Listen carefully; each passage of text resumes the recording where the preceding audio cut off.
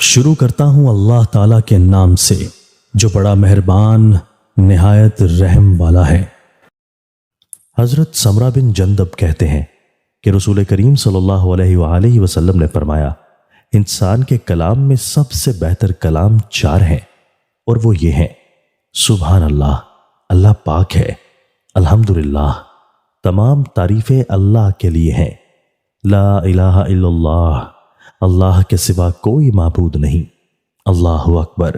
اللہ بہت بڑا ہے۔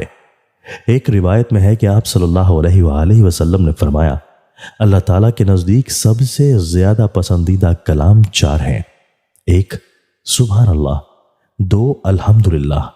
3 لا الہ الا اللہ، 4 اللہ اکبر۔ ان میں سے کسی بھی کلمہ سے شروع کرنا تمہارے لیے نقصان دہ نہیں ہے۔ حضرت ابو ہریرہ رضی اللہ تعالیٰ عنہ راوی ہیں کہ رسول کریم صلی اللہ علیہ وآلہ وسلم نے فرمایا، صدقہ دینا مال میں کمی نہیں کرتا،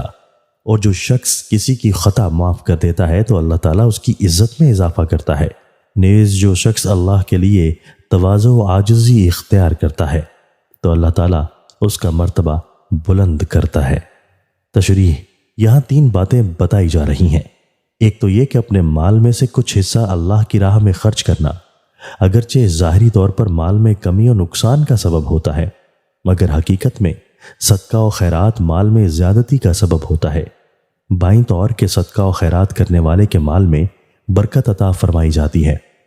وہ اور اس کا مال آفت و بلا سے محفوظ رہتا ہے، اور اس کے نامہ اعمال میں ثواب کی زیادتی ہوتی ہے، بلکہ دنیا میں بھی اسے اس طرح نعم البدل عطا فرمایا جاتا ہے کہ اس کا مال بڑھتا رہتا ہے۔ دوسری بات یہ بیان فرمائی گئی ہے کہ جو شخص کسی دوسرے کا قصور لینے پر قادر ہونے کے باوجود معاف کر دیتا ہے اور اس کی خطا سے درگزر کرتا ہے تو اللہ تعالیٰ دنیا و آخرت میں اس کی عزت بڑھاتا ہے۔ چنانچہ ایک عارف کا قول منقول ہے کہ کوئی بھی انتقال عفو و درگزر کے برابر نہیں ہے۔